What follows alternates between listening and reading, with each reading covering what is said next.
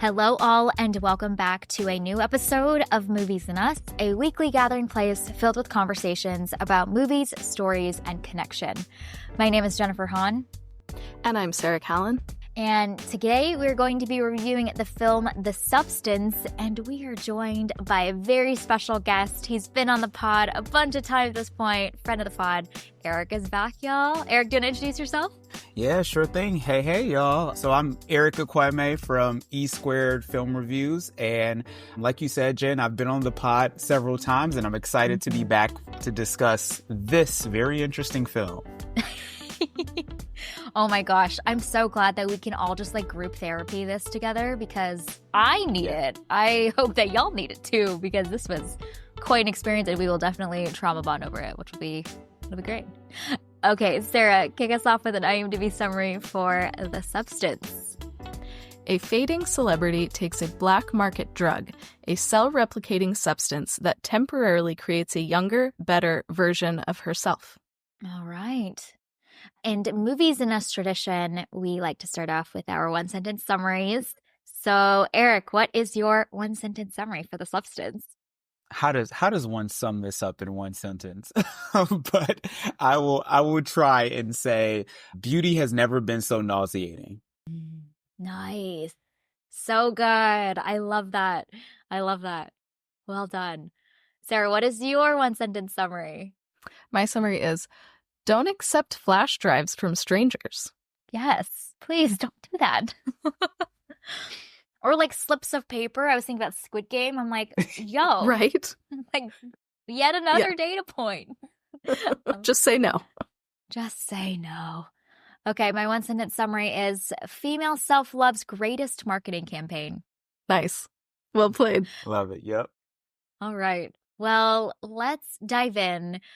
We'll start with our high-level thoughts about The Substance, and then we'll give a spoiler alert because, man, this movie should not be spoiled. You need to go in fully ready to give yourself over to it, and you can't know what happens, okay? Not in this one, especially. So let's go around and share. How did we receive The Substance? How are we on the other side of this experience now? Eric, tell us your thoughts about this movie. Yeah, sure thing. So I'll give a couple of points here. So first, the context in how I watched this movie 2 times now, and probably less than ideal circumstances, because the first time I watched it, I was watching it with a fairly new friend. Shout out to my friend Ben. He goes to AMC's with me, and usually I text him saying, do you want to see X movie? Ben shows up. And most of the time when people recommend me going to see a movie with them, I at least look up the movie to see what it's about. But Ben doesn't do that, I've now learned, because we'll sit down together and he'll look at me and say, so what is this movie again? And I knew we were in for a bonding experience as new friends. So what I loved about that experience is when you watch this, every 5 to 10 minutes, you want to turn to look to somebody and say, is this as crazy as it seemed? Am I the odd person out, or is this movie going there? And I was able to do that with Ben, to the point where when I was reviewing or looking to watch this movie again for this review, he wanted to watch it with me again. Unfortunately, I had to travel for work. So the second time I watched this was on an airplane, which is, I will go ahead and say, I don't care how much you like this movie, do not watch this movie on an airplane. Because sorry to the man that sat next to me and had to get a glimpse of what surely was nightmare fuel for him. But to give you what my feelings about this movie were, 3 things. 1, I thought Demi Moore was incredible. We used the term brave performances, maybe a little too much, but I think this one actually required a lot of bravery for her. It required some vulnerability, to the point of not just having to quite literally bear it all for us, but there are aspects of this film where it felt like the director and her said, what are the parts of your body you are most subconscious about? And we're going to actually have the camera linger on those aspects to show point of view. So I thought that was a very brave, it was a big performance, but she did it well. I thought that the director, Farjat, was incredible to the point where there's a rather lengthy part of this movie that we'll get to that I actually disliked to potentially hate it. And I still walked away from this film thinking, wow, I enjoyed it as a whole. And I think that shows that she made strong decisions. Even if I didn't like those decisions, I walked away respecting them. And then my last point is that this movie is wholly uncomfortable for a variety of reasons that we'll get into. And I think that's exactly the point. It is not supposed to make you feel comfortable. It's supposed to be about 2.5 hours of you squirming just a little bit. So overall, I thought this was an interesting film. I'm curious, very curious on what you all thought. But I will once again say, do not watch this on a plane, because that is not the ideal situation for it. At 5 a.m. also, which is my favorite also detail of this, the mental picture of you just kind of trying to like cover the sides of your screen and like turn the brightness down a little bit if you could, just so you wouldn't, cause alarm for your fellow men was so funny to me. So true sicko behavior. I will go ahead and admit that. All in the name of great cinema. You have gone to great lengths to celebrate this craft. I love it. Sarah, what are your thoughts about The Substance? Yeah, I have now also watched this twice, and I enjoyed it both times. I don't know, enjoyed might not be the right word, because I was incredibly uncomfortable the entire time. But I love that this film exists. It did end up on my top 10 list of films watched in 2024. And I love that this film is just bold and unapologetic and in your face, and the visuals are memorable. Like, you will not forget some of these things. They might haunt your nightmares, but it's for a purpose. And I think so many of the choices are purposeful, and I can see that. There is a very long shot that I also did not enjoy either time. I'm curious if it's the same extended sequence. But even with that, I left, similar to you, Eric, going, wow, I really liked and appreciated this film. So I think there's a lot to it. It's bold and in your face. And I think given the topics that it's covering, that boldness is absolutely warranted. So I'm so happy that this exists. I'm happy that people are seeing it and that it's getting noticed for like awards and that critical recognition, because it's absolutely deserving of it. So yeah, highly recommend. Again, I'm just going to second, I have not watched this on a plane, but I would also recommend to not watch it on a plane. But if you do watch it on a plane, you a real one, like Eric is. So there you go. Man, y'all, I don't have appetite for horror in general, let alone body horror. So I hate that this film was so good, because that means that I had to watch it. And I think it is brilliant. Like, this is a film that's like unafraid to literally smack you in the face, not just once, but repeatedly, again and again and again. And just when you think that you have gotten the point, it's just like, nope, you still have not gotten the point. We're going to really hammer it over your head. I think that there's very clear, like, female beauty standards themes in this film, but I was pleasantly surprised at how many more layers there are to this film than just what meets the eye on the surface that is like an obvious satirical premise of the film. There's a lot in here around like taking care of your body in general, beyond just for beauty, but feeding it with good fuel and taking care and not building habits that are detrimental to it. There's larger themes around like this idea that there are other versions of yourself that are better, like this idea of like loving all of the parts of you. And a lot of that obviously is tied and so closely integrated with beauty standards, especially for females. But I think that there's so much that can be extrapolated that's far beyond just the first surface level, like physical beauty standards. I think there's a lot in here around like, where do we seek our sense of worth and admiration, how we kind of misconstrue admiration and love. All of that's really woven in here. And so I was pleasantly surprised to see how layered and textured this was, because I think I knew the concept going in of female beauty standards. It's very clear. Everyone's talking about it, but was pleasantly surprised to discover so much more here. I literally shriveled up watching this movie, but I'm so glad I experienced this. I hope to not have to watch this again, but I will keep thinking about it because there is so much to think about. So overall, I think this is a fascinating film, and the reception is particularly exciting as well, of seeing how much energy there is about this movie and evidence that we are here for a fresh, bold, swing for the fences type of storytelling and filmmaking, and we will celebrate it. All right.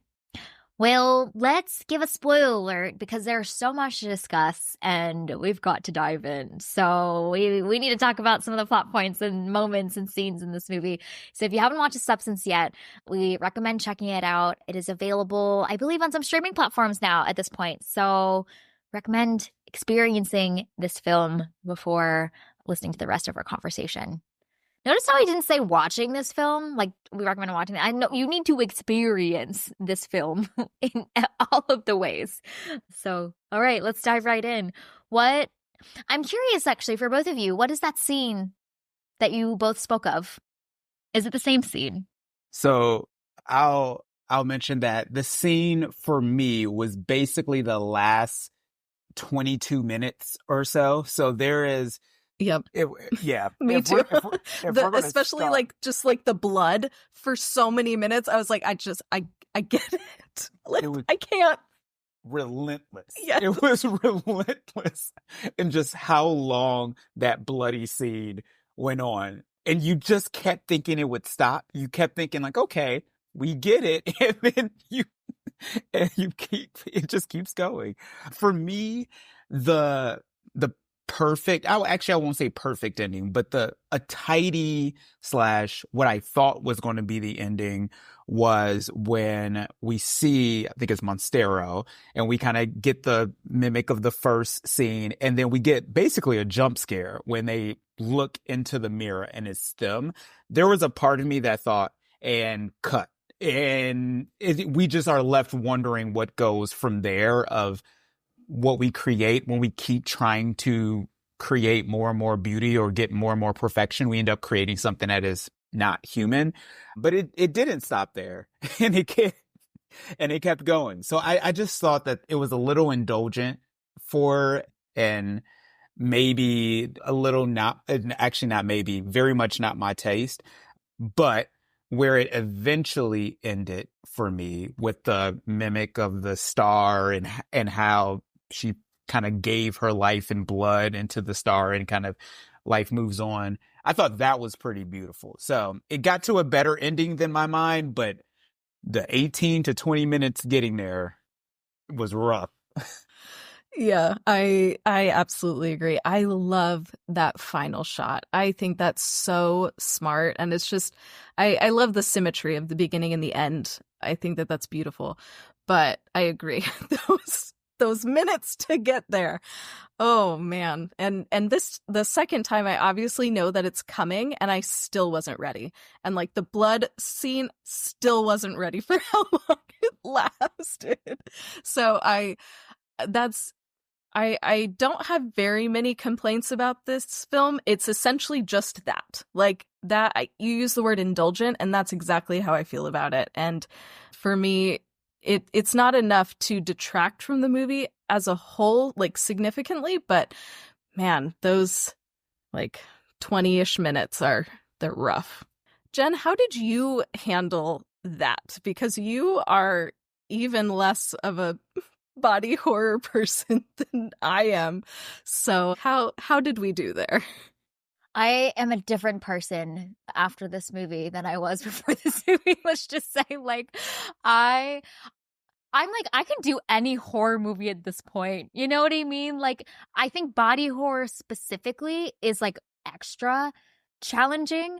I knew from the moment that the eggs came on screen at the beginning that I was like, this is going to be a terrible experience for me, but this is a really good, beautifully like genius film that I'm about to experience. So like, let me just engage in this moment and not like run for my life.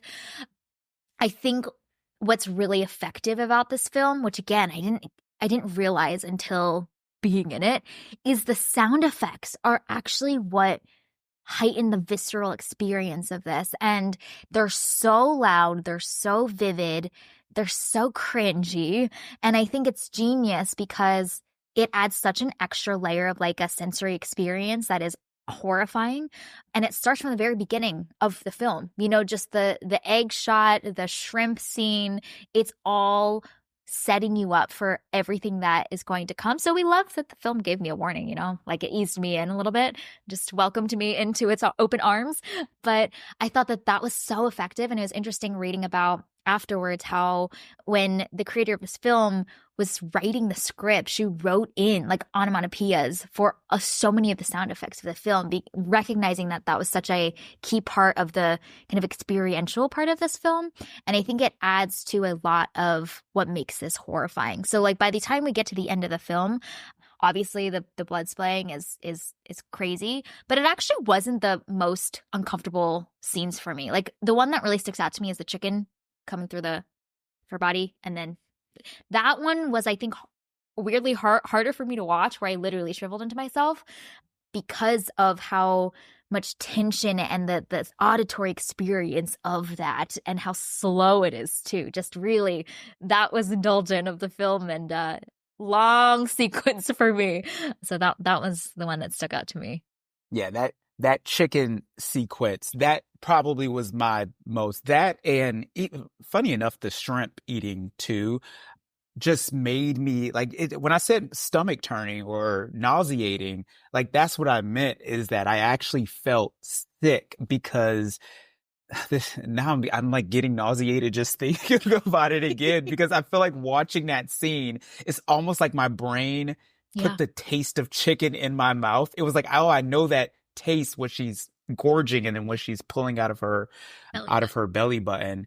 I think the best body horror films obviously like make the body go through horrific things, but it also just uses natural human processes and heightens them to the point where you realize, man, every day everything I'm doing is disgusting. Like when I'm eating shrimp, I'm not eating it as gratuitously as Dennis Quaid was, but like I'm still chewing on something and there's saliva and there's still some elements of just grossness that's there. And it's funny or ironic that we try to make these bodies so beautiful when they are inherently kind of gross and do disgusting processes. So I thought that this movie played with that really well early on before they gave us the blood spattering. Yeah, they created lots of opportunities for us to be good and grossed out. Yeah, you mentioned that shrimp scene. Like that was one of the ones where I shriveled into myself. But I love that this film is such a sensory experience though, because like Jen, you mentioned the sound effects. They're so effective in being gross. And it's paired with the score that is so propulsive and will just punch you in the face when it comes in. And then it's paired with these really striking visuals. You know, obviously we have what the actors are doing, but then the color palette and the way that certain things are framed are beautiful and creepy at the same time. So I love that everything about this film is playing with these two sides of like beauty and like terror, and that just plays into this like body horror business that we have going on, and then of course points to the larger themes about beauty standards and all of that.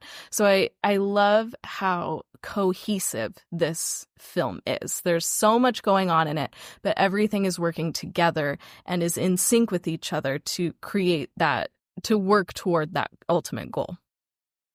And I think the inclusions of like Dennis Quaid eating the shrimp, or even him smoking his cigarette right into the camera, were really important shots to deepen the themes of the film, because without those, the focus really is on so much of like the beauty standards and the unrealistic ways that we create these images for women. But those two additions help expand the scope of what the film is looking to address to include how we as humans take care of our bodies. And I think that it's not too much either. Like the focus is still very much prioritizing the female beauty standards, but it is saying like, and also take the same concept into the other realms of how we take care of our bodies or abuse our bodies. And I think that was like really smart for the film to do, to kind of deepen and add extra textures and layers so that it's not just one toned, but actually you can start to wander your mind into many of these other directions and how we put our bodies through so much that are not good for it, not healthy for it, we're not taking care of these vessels that we're living in. And so those felt like such intentional choices, and there's only 2 in there, but they add some really great texture to this film that I think is really helpful. So many food, like horrifying food shots throughout this movie.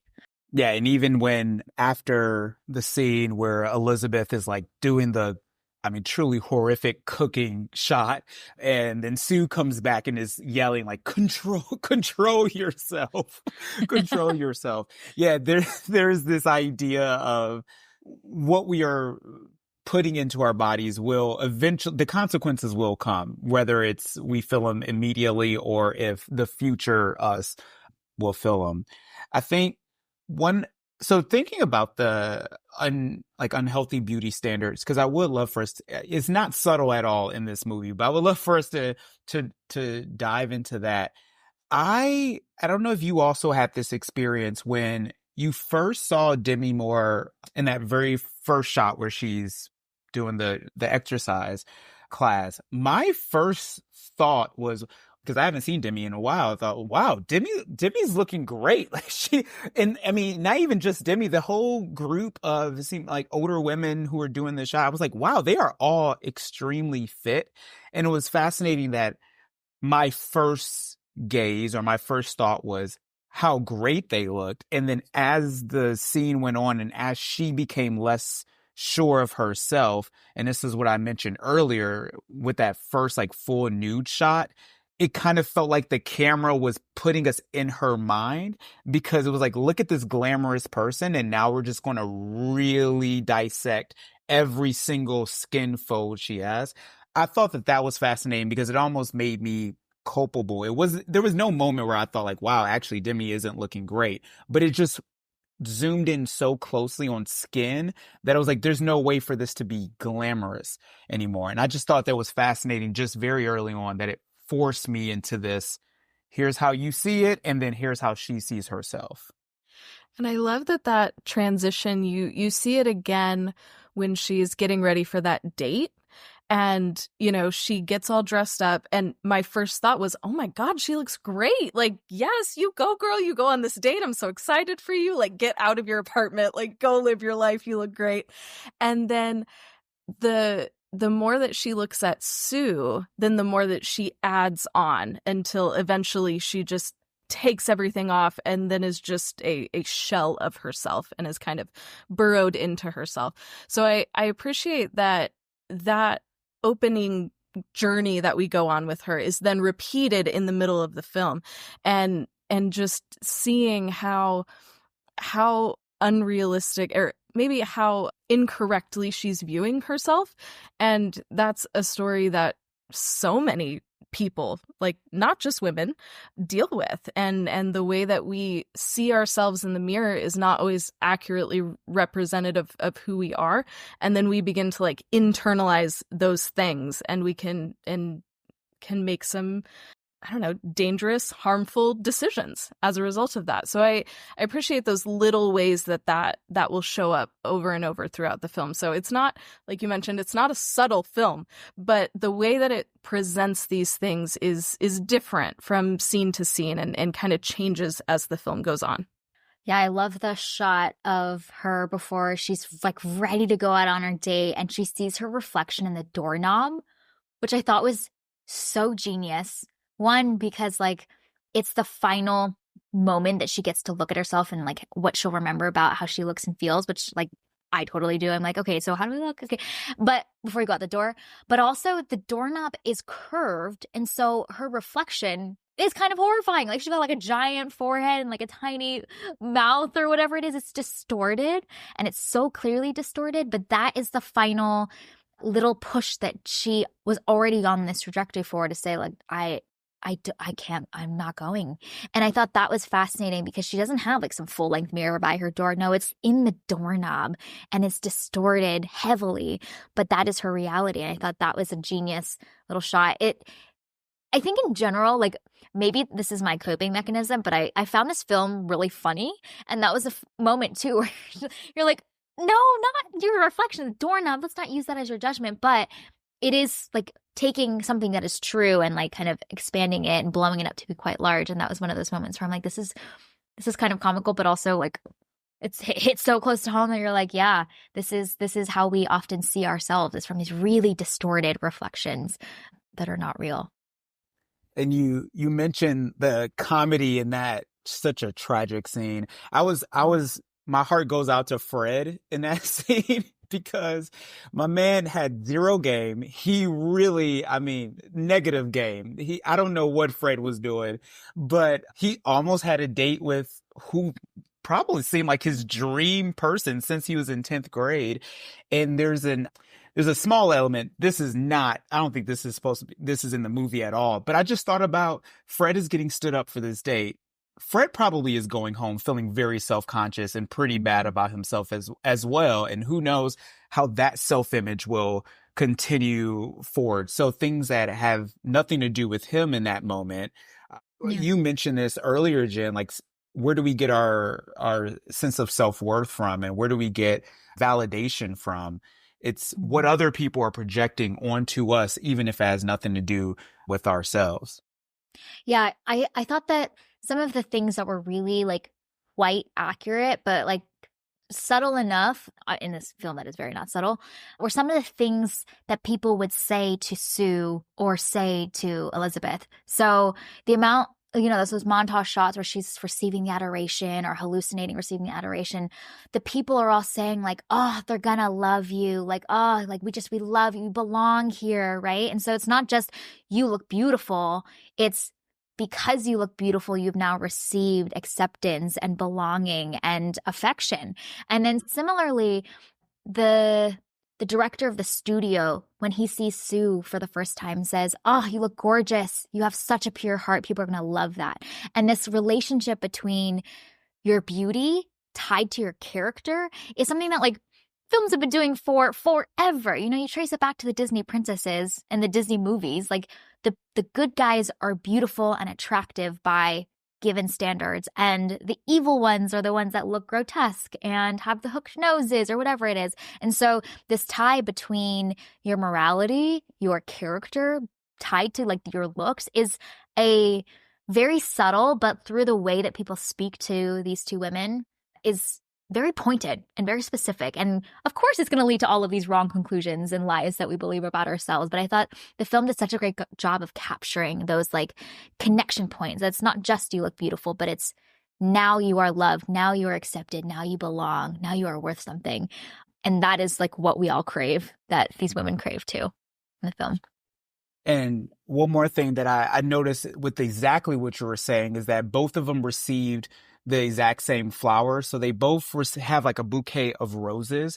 And the one for Elizabeth was something along the lines of, you were so loved, or we loved you. It was underlined too in past tense. Whereas the bouquet for Sue, it was right before the New Year's party or the New Year's celebration thing, the New Year's horror show, I will call it now. But it said, like, we're going to love you, or they're going to. So is that also that idea of, I had this love in the past and now that is over, versus not only do I have this sliver of love, I have a whole future of, there's this promise that I'm going to be loved forever. And we already see with Elizabeth, that promise is not necessarily fulfilled. And how that promise of they're going to love you is contingent upon her looking and behaving the way that she has. Like that's the asterisk on it of, they're not going to love you forever just because you are loved. They're going to love you forever because you look like that and because you are doing something that they find valuable. But if you start to look different or you do something that they don't like, that love is gone. And so I appreciate that we get to see both of those bouquets. So we know that and like cognitively, we understand that the fan love is not unconditional, but I love that the ending bouquet is set up by that earlier bouquet. So we understand, like, nope, there's a real big asterisk on this. That's so good. That's such a great observation. And especially the use of tense in the notes is a really great detail. I hadn't even thought about that, but I think that's really fascinating because I think part of the struggle that we see Elizabeth experiencing, especially in the beginning of the film, is the absence of something that was given so freely. And it's almost like you're addicted to it. Like your mind is wired for it. And so when that's taken away, you crave it and long for it so much more. So towards the end of the film, when she's ready to terminate Sue and like get rid of her and get her life back, like that thing in her still longs for and craves for that thing. She can't get herself to do it. And I thought that was a really great moment for that character of, is it enough? Has she experienced enough to say like, okay, I'm done with it? And it's like, no, there's that longing is still there and it's still worth it to her to continue down this really weird, twisted path. And there's an element of this movie that is obviously about the unhealthy beauty standards, but I keep going back to what you said, Jen, at the very beginning of finding worth in the work. Elizabeth seems to have absolutely no friends or family members, and it seems like she may have, I mean, we don't know who this person was throughout their entire career, so this is a big assumption, but just based off the fact that she seemed so lonely, she might have given up a lot of relationships for this adoration, for this job that was contingent on a youthful beauty standard, whether that's fair or not. It was contingent on that. So there's also this element of don't give up what could be forever for something that is temporary, because that youthful energy or that youthful look will eventually fade. And she seems to have put all of her eggs in that basket. So I also saw that of, obviously there's this unfair beauty standard that we uphold, people in Hollywood, women, especially in Hollywood, but there's also this understanding of you were selling one thing, you are no longer selling that thing. Your life was now contingent on selling that one thing. Where are all the other relationships that would sustain you past that? The other thing that I was thinking about while watching along a similar vein is I love that we're seeing in Hollywood today so many more actresses that are older that are getting their flowers. Demi Moore being one of them. You know, she got a Golden Globe for her performance here, and that I think was her first one. And despite being a fantastic actress for her career, so I'm loving seeing these. And Demi Moore is not old, but like these actresses that have had long careers are still acting and still putting out tremendous work and are still being recognized instead of doing what we see in the film of, oh, you're over 50, you have to go away now. And I appreciate, obviously, we have a long way to go in our world today, but I do appreciate that there is an avenue for women over 50 who are still doing great work, who are being recognized and are able to be in prominent positions. Whereas I feel like previously it was more of what we see in the film of just, okay, go away. You're sidelined to only these specific roles or ways to behave. But that's definitely opened up some. And so that was just something that I was thinking about upon this second rewatch is like, oh, we've made some progress. Let's celebrate that. That's so true. I think there's so much interesting like subtext and meta commentary on Demi Moore specifically playing this role too, about a actress that was made a successful career in film. And in a lot of ways, this being Demi Moore's comeback too is like some really fun meta commentary and playing a role, like you mentioned, Eric, that's very brave. And for written by a female who is personally experiencing so many of these same things, and it's being written out of a place of like really vulnerable, real revelation that's happening for her. There's just so much like meta commentary on like even how this film came to be, and then their casting choices that I think tell a larger narrative too. Than they could have cast a whole bunch of people, in this, but specifically for her, given her career trajectory and kind of this being a comeback, is really neat too to think about. Yeah. Speaking of casting choices, any thoughts about, we haven't talked too much about Margaret Qualley in this. Any thoughts about her performance? I didn't think she was given, I mean, she's a big part of the film, but I don't think she was given as much to do.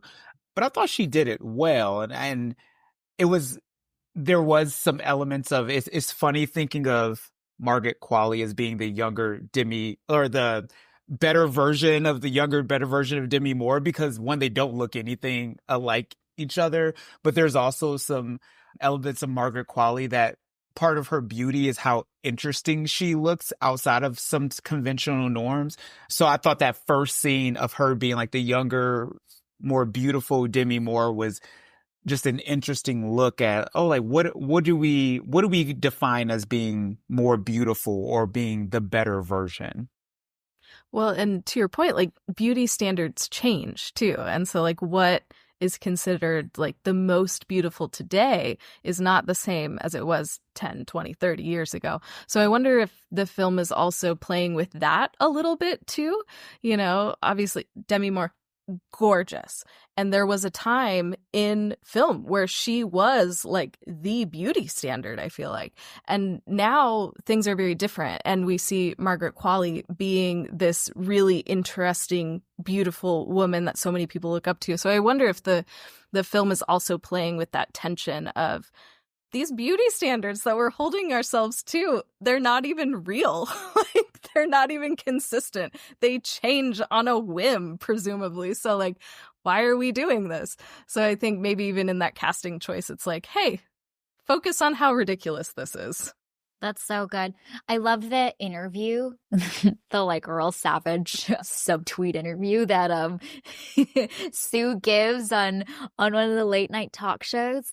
And that comment around like, oh yeah, my mom's generation watched that. Like there is that point you're making around like generational trends and how that changes, even in the outfits and whatnot, like the color palettes, everything, the set design of the workout videos are so different.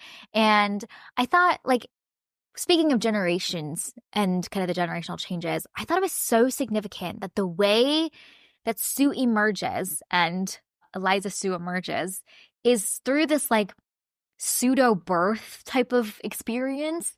And there's this really fascinating like sub layer reading into like this like motherhood daughter kind of concept here that's happening that I think is also supporting that idea of like generational differences and how sometimes the complicated relationships between older generations and younger generations and how they don't see eye to eye, or that the unique experiences that they have can create clashes and can make it feel like they're on two totally different pages. So of all of the ways that Sue could like show up on screen, and this very weird premise, the fact that it looks like a birth feels so significant. I'm curious you guys' thoughts on that or interpretations of it. Yeah, and that Demi Moore that Elizabeth is ripped into for her to come out. Like, wow, this is wild to see. Yeah, that scene in particular was it was gruesome, but also like it exhilarating to see to a degree, because I didn't know how they would do this cloning process. But you make a great point about this generations looking at each other, or even generations, but even thinking of your younger self. There's some quote that's going around the internet that's like, there's a version 10 years of you 10 years from now that's begging you to have more fun and to love yourself. Like that's begging you to realize what you have right in front of you. And I think of how Elizabeth and Sue interact. Elizabeth is both envious of Sue. She gets to live this more privileged life because she has this youth. But then there's also an element of Elizabeth pitying Sue to a degree because she is so naive in a way and lives without understanding the consequences of what I'm doing now will affect me later. So I think of that between generations of even looking at my younger self and thinking, man, like you were 25, you were fitter, you had so much going on, and also thinking I probably would never want to be back at that age because there was so much that you didn't know / you didn't feel like you were the younger, fitter version of yourself at that time. That is so true. And I love that the film continues to have that like really creepy marketing voice that continues to say, remember, you are one. And I was like, okay, this is obviously the evil, black market powers that be. But also I'm like, yeah, that is like, there is such truth in that there feels like all these versions of ourselves and, our fascination and fixation right now with the multiverse and like what all the multiverse versions of yourself. But this organization, this voice consistently saying, there's not two different people. Like you are the same person. All of the parts of you, that the parts you love and the parts you hate, they're all part of who you are. And they continue to emphasize that you can't escape from yourself. And I love that obviously it's played to be a very toxic organization that's running this whole shindig, but there is some truth to that. And that emphasis on like loving all of the parts of yourselves and not seeing yourself as like multiple versions that are in contention with each other, but that need to embrace each other and the unity in that, I think is interesting. It's a very twisted version of that, but it's rooted in something that is very true. That is my very generous read of whatever organization that is. No, that's good. We need generous reads. The other thing that I kept thinking about with Elizabeth and Sue is, what would this have looked like if they had been able to work together? Like, what if they actually had been able to, I don't know, follow the very clear instructions? Just throwing it out there. Which then took me on kind of the opposite rabbit trail of what you were just saying, Jen, of like the way that I feel like women especially are often pitted against each other, and it's like a competition almost rather than a collaboration and understanding that like we can support one another and we can cheer each other on and help one another, and like collaboration is so much better than fighting and trying to like dominate the other and win and all of that. Like, no, it's so much better if we're actually able to work together and understand each other's strengths and like help each other.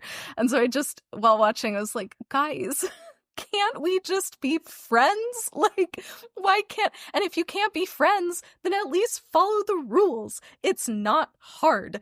But then of course we wouldn't have this movie, so it's fine. But yeah, every time they called, I was just like, how are you guys still not getting it? Come on now. If you just work together, you can both have a great time. What's the problem here? Yeah, I thought that as well, of what would a perfect balanced 7 days on, 7 days off be for this group. I thought the older man who said, has she started stealing from you yet, made it pretty clear that probably every single person that goes through this, their younger versions themselves start to steal from that older version. And there's that two parts of it where the second we get a taste of, I don't know, whatever it may be that society is forcing us to do, is like, ooh, I look a little bit younger or I feel a little bit better. We tend to start leaning in and potentially overdoing it. But then there's also that aspect of the younger version of ourselves never thinks too much about the older version. I've said so many times, I'm like, well, that's a future Eric problem. Or if I read something, it's like, oh, if you eat too much like cheese, you take off a year of your life. I'm like, well, what's 98 versus 97? I'm telling you now, future Eric is going to be really angry at younger Eric for making those decisions. So it's just almost human nature to steal from the future to have that present gratification. So I don't think there's a world where the two can coexist, because at some point we like it just a little bit too much, what we get when we are the better versions of ourselves. That's really interesting. I didn't think about it in terms of like our like future health implications, but that is so true. Like the deferral of consequences is really, and it's intoxicating. Like I don't, and that's I think part of like maturity and growing up is recognizing that consequences exist. And I love in this movie that Sue just thinks that she's above all of the consequences and can escape, and that they don't apply to her. And that is so true of like my younger self. I thought I was invincible, and then there were several instances where I was quickly humbled, and that's part of maturing, is recognizing that there is a consequence sometimes that is irreversible as well. So I love the beginning of Sue recognizing the consequences and then it showing up in Elizabeth. Like I thought that the mangled finger was hilarious. I thought it was so funny because it's so jarring and truly like a jump scare. And we obviously continue to see her deteriorate. But that visual of like, this is the thing that Elizabeth has feared most, but she has brought the quickening of that upon herself for something that, like a false promise, basically, is fascinating. So yeah, the like escaping of consequence is so true of the younger versions of ourselves, and we learn better as we get older, hopefully. She could have stopped at any time. Watching it again so clearly, I was like, just stop. Please, like the one finger, that's fine. What is that? Just right? One finger. Wear gloves. You're good. And then there is another version of this film that I feel like it would have been interesting, but I'm sort of happy she didn't lean in this way, where it's just the same person in both bodies, if that makes sense. So it seems like Sue and Elizabeth are having, like, they have amnesia when they go to the other one. There is a version where like Demi Moore, Elizabeth is just in Sue's body. And I thought that would be interesting because it would make a lot of sense for her to want to steal from her other self because she's getting to experience too. But it doesn't feel like I just thought it was interesting because it didn't feel like Elizabeth was getting any benefit from being Sue, except she just didn't like being Elizabeth. I think that's really fascinating because I kept wondering that same question of like, what is Elizabeth getting out of this? Like she doesn't get the thrill of getting to be Sue. And so when we get to the point where she's ready to terminate, I'm like, yeah, like by all means go. Like you have gained nothing from this. And yet, even just the idea of the admiration that Sue is receiving, that she can even imagine, was enough for her to continue. And I thought that was really fascinating. It further deepens just how far we'll go for even the possibility or the imagination of the affection that we so long for, that even when we don't even get to experience it, it's worth it to us in some weird, twisted way. And I thought that was really smart. It would be totally a different film, you're right, if she got to experience the thrill of it too. I mean, heck, I'd be like, makes sense why you want to keep doing this. I would get it a lot more. Yeah. And I think it points to that addiction that you mentioned earlier. Like, it feels like more than just this, like, I want that. It's this like deep need for admiration and affection. And because she doesn't love herself, because she doesn't have community, she is isolated, and she's trying to fill that void with food and with really crappy TV. Like she's not even watching good stuff to try and pass the time, but she's trying to fill that void with anything around her, except for going outside. She just stays in her apartment. She makes some weird choices, but she can't fill that thing. And so like, okay, Sue is living her best life. So I guess kind of in a weird, like vicariously through Sue. But yeah, I had the same question every time. I was just like, girl, I need you to just terminate this thing. Like so we got the finger, and then she gets like all gray and old. And I'm like, honestly, you're still Demi Moore. So you're still gorgeous, even though you're old. Like, let's pull the plug here. Like, you're going to come out of this still okay. We can find you some friends. Fred is probably still going to be into you. He shot his shot finally after all these years, so he'll still call you back. Don't you worry. Like, I was trying to come up with a whole life for this other version of Elizabeth, and that's not the way that movies work. So we went through the whole journey with her all over again. You are 100% right. Fred would have been elated. Poor Fred. Yeah. Mm-hmm. But it's interesting too, because Fred also says, you look so beautiful. And it doesn't do it for her. Like, it's the thing she wants to be, but it's not from the right person or from the right sources. It's not from the adoring crowd. It's not from the public. It's not from these people that matter. And so, like, it kind of, like, just, like, completely washes up. She doesn't even, like, react to it at all, And that was interesting too, because even the thing that we want to hear is so conditional and contingent, like you were saying, Sarah, on where it comes from and who it comes from, and it coming from someone worthy, like carrying more weight even. But yeah, Fred would have loved her. And honestly, Fred dodged a bullet. Yeah, Fred would have been in for a doozy, so he's, to say the least. So Fred definitely dodged a bullet there. I wonder. What I couldn't tell is, I actually don't know how old Dennis Quaid is in general, but that character has to be around the same age as Elizabeth. And you're right that it's not coming from the right person. If Dennis Quaid would have said, you're still beautiful, you're still all these things, it's not like she adored him. She clearly thought he was an idiot, but she probably would have felt like, oh, you have some power and status.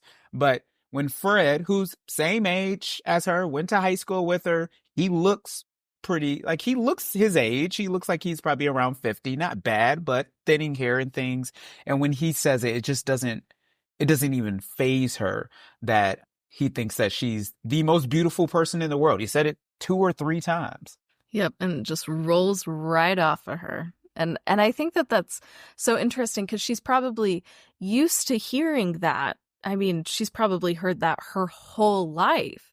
But yeah, it's that, like, now, maybe because she's heard it so much and she doesn't believe it, it's just kind of meaningless words. So I think this film does a really good job pointing out that, like, there's that self-work that you have to do, and, like, self-acceptance and self-love and all of these things that we've been talking about, so that you can accept those things. Because I don't think anybody could have told that to her and she would have accepted it. Like, I think she still would have been in the exact same spot. And I think that's part of what makes this film such a tragedy, is that your life isn't over at 50. Like, you have so much life ahead of you. But because you went through this process and you believed these lies about yourself, you squandered that. You harmed yourself so much in the process, and you isolated yourself so much. Like, you could have had so much more. And I think that it's such a tragic film to watch, because it's heartbreaking to watch her do this to herself. And I think we got to a point, maybe not as much of with Elizabeth's character, but we got to a point where we started to see it a little bit with Sue's character.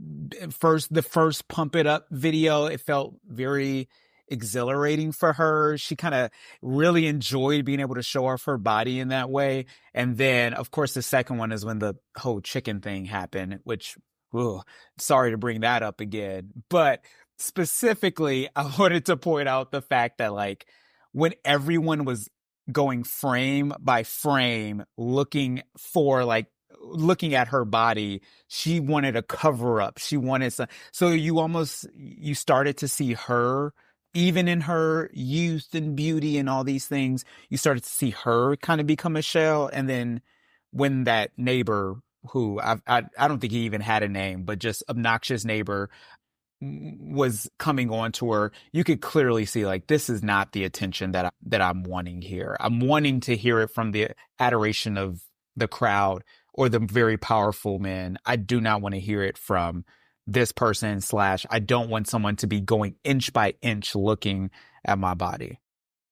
I think that's such a great point, and I think a smart way that this film is written, in that Sue is not really the villain either.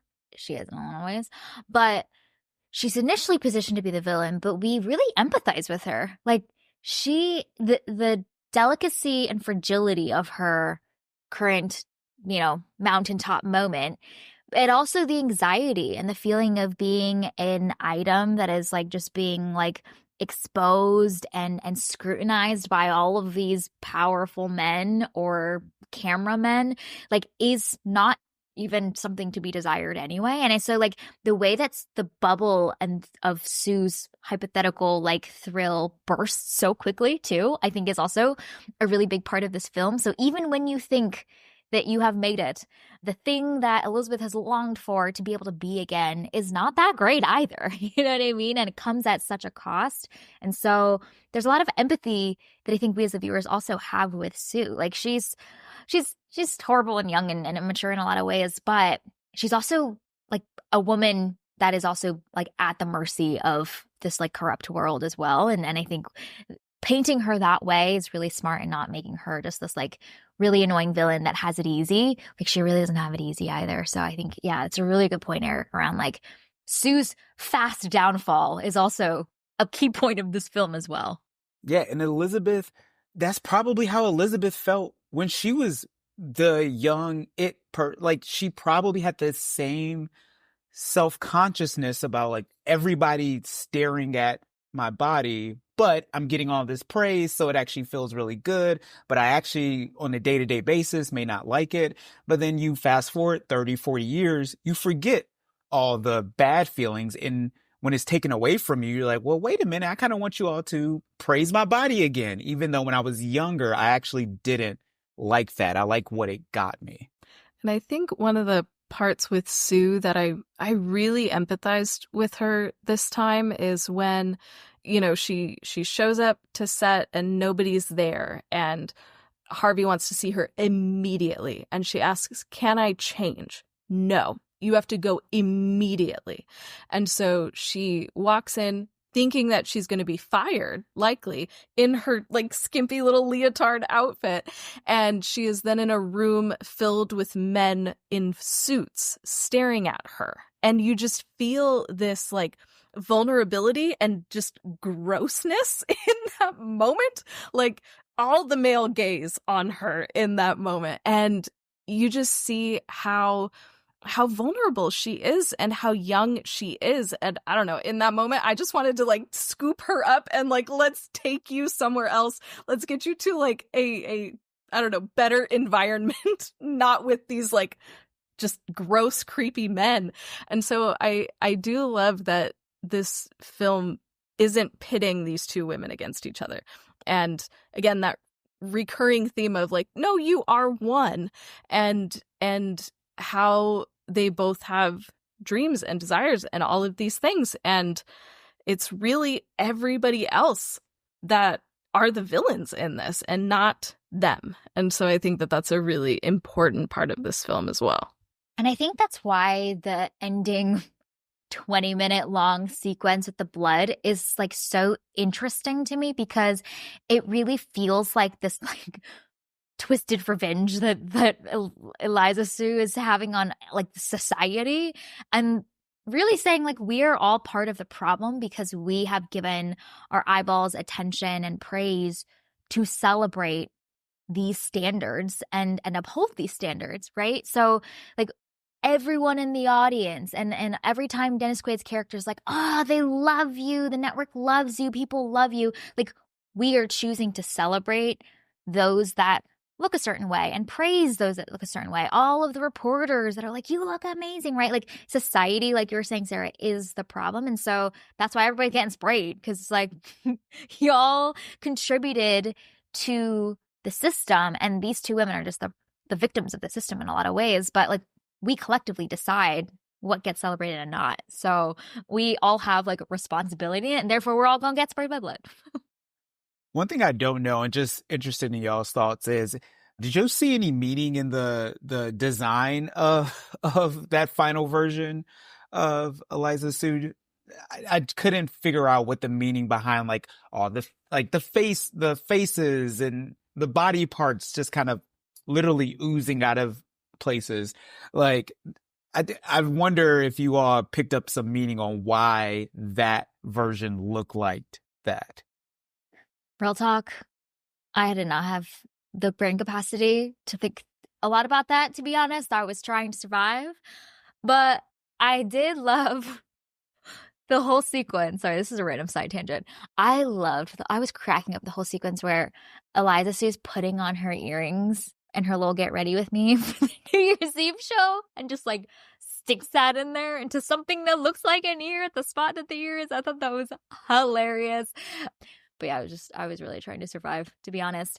I'm sure there's a ton of meaning, especially the part where like the body part is coming out of like the spot where the face is. I feel like there's so much subtext there around what it means to be a female and, you know, being used for our body and all that kind of stuff. But yeah, Sarah, I don't know if you have anything more intelligent to say about this.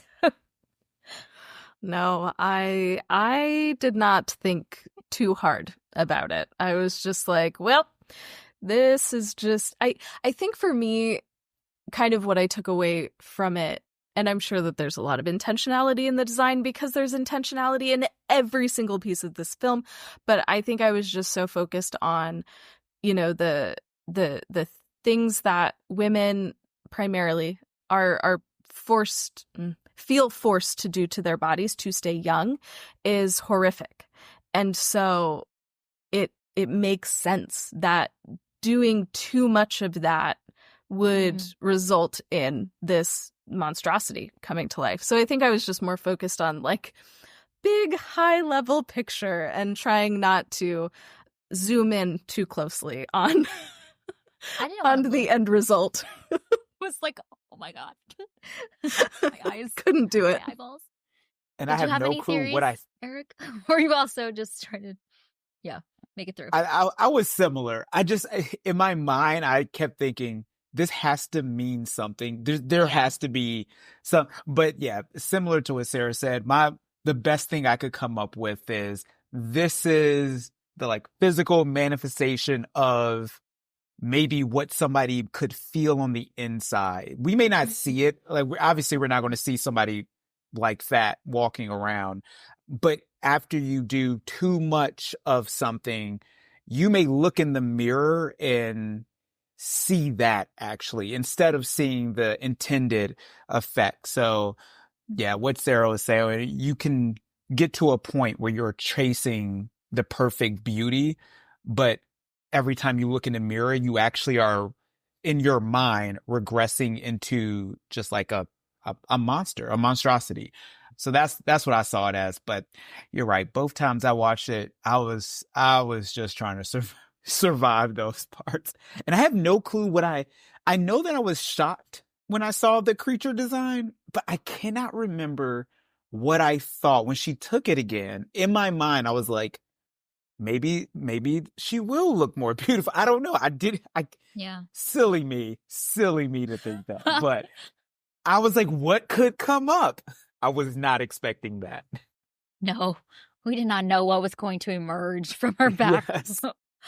I think it is significant, though, that Eliza Sue's voice also changes, because I think that like so much of this film is about like visual beauty standards, but for women and for men too, the concept of having like a beautiful voice or a hot voice is also such a thing and an aspect of how we like experience other people and what we find attractive. So the concept of like even a voice being attractive or unattractive, I love that the film also wove into here, because Eliza Sue could have had like a mixture of Elizabeth and Sue's voice, but instead it's this raspy, deeper voice that sounds really like throaty, and it's not that mellifluous, smooth sounding like female voice that by some standard we believe is more beautiful than others. So the concept of voice being part of attractiveness and beauty is a fascinating dimension too, that like also takes a real left turn by the time we get to Eliza Sue. So that being woven in as part of beauty standards is interesting. Well, and I appreciate that Eliza Sue can't really talk a lot. Like she is trying to speak, but it doesn't come out clearly.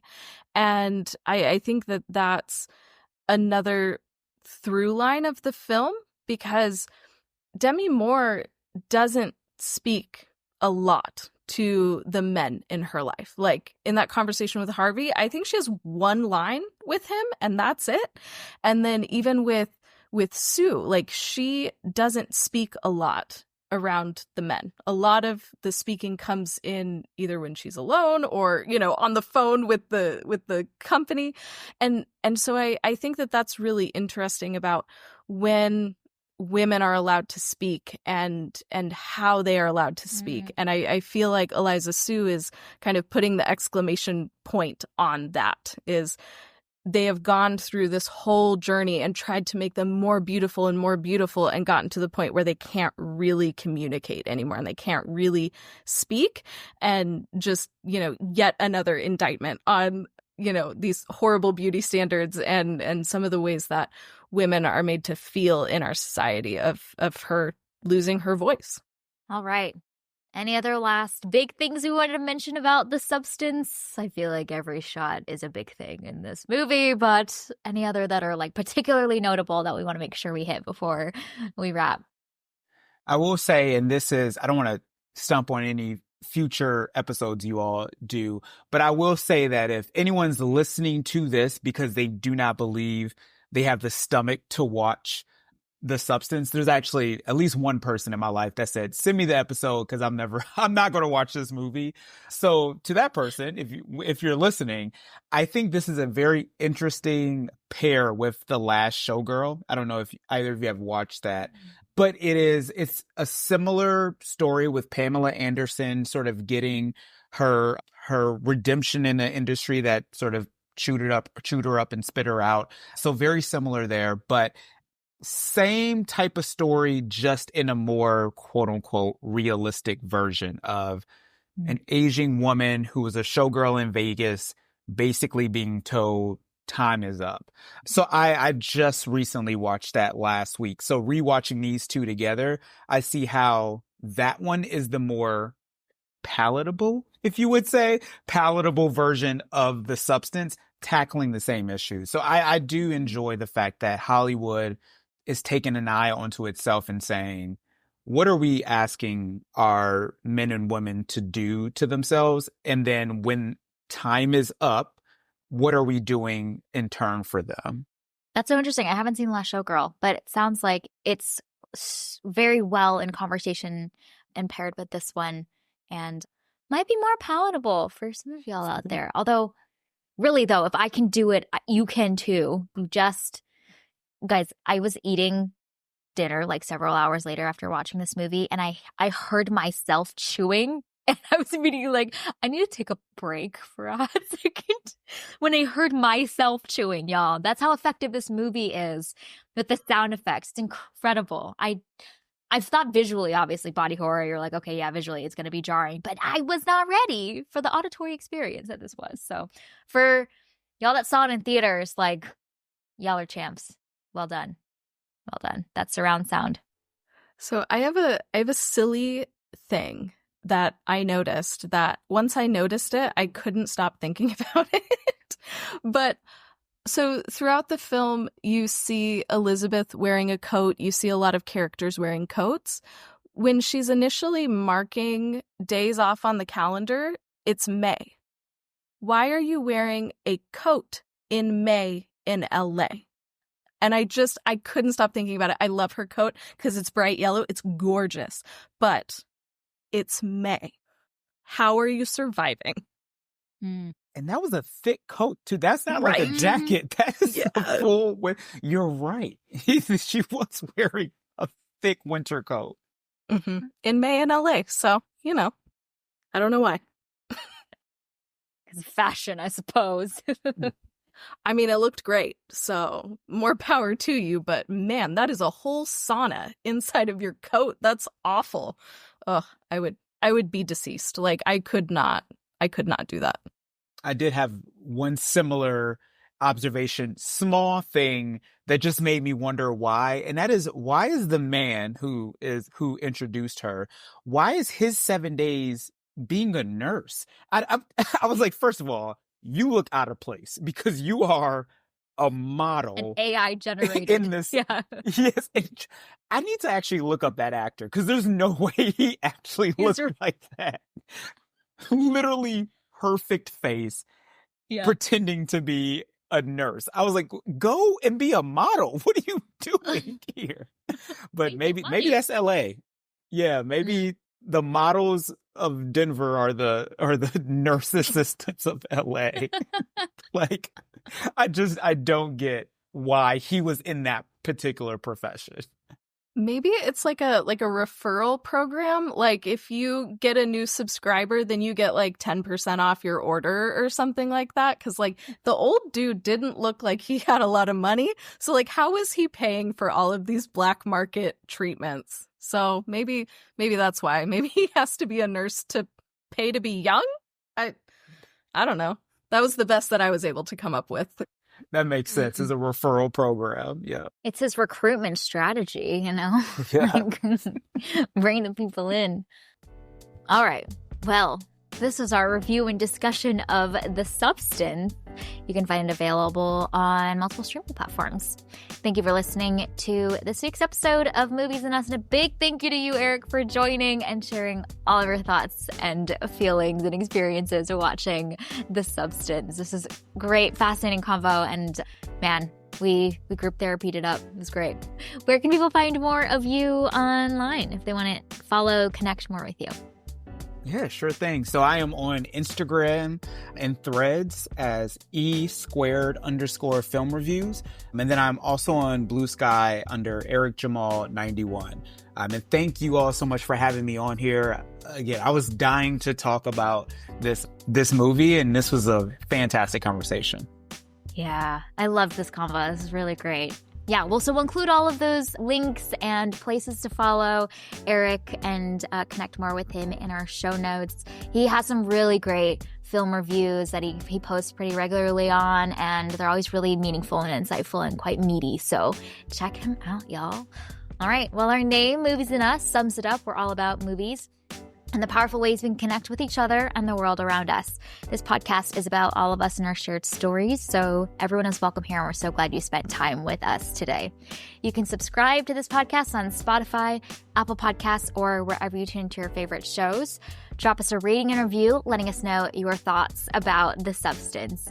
You can connect with us on Instagram, Threads, and Blue Sky at moviesandUsPod, or email us at moviesandUsPod@gmail.com. We'll be back next week to discuss the film A Real Pain. We hope you have an amazing week, and we'll talk again with y'all very soon.